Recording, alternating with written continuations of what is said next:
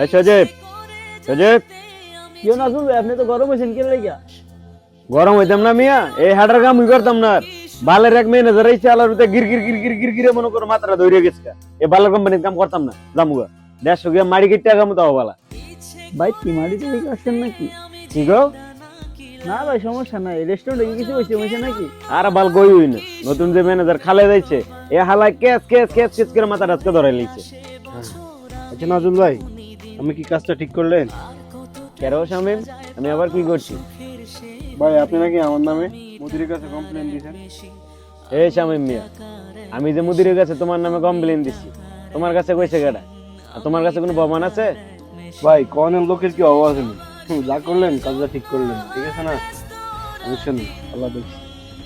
যাও যাও যাও, তোমরা এই বাল সাল দেখে আমার লাভ নেই। কেডা বিচার দিছে কি হচ্ছে এটা আমার দেখে লাভ নেই।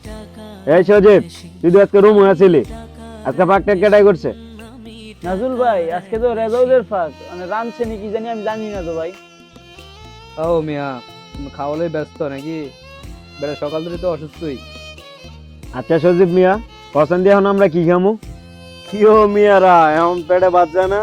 হ্যাঁ, যে সময় আমি মেসেজ ছিলাম এই সময় তো ঠিক মতো খাইতা ফুর্তি করতা, এখন একজন এনে মরো একজন এনে মরো। সমস্যা নাই, চলো তোমাকে যে মনে কেমনে চলো, সমস্যা নাই। এই শামিম মিয়া, তুমি চুপ করো। আমরা মেজার ব্যাপার আমরা দেখবো, তুমি এনো নাক গলায়ও না। এনো কি হয় এটা আমি দেখতেছি।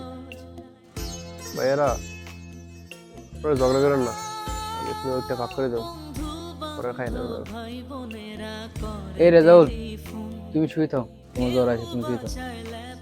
ওরা দেখ মিয়া, তোমার এত মায়া লাগলে এই বেটার পাকটা তুমি কইরা দাও।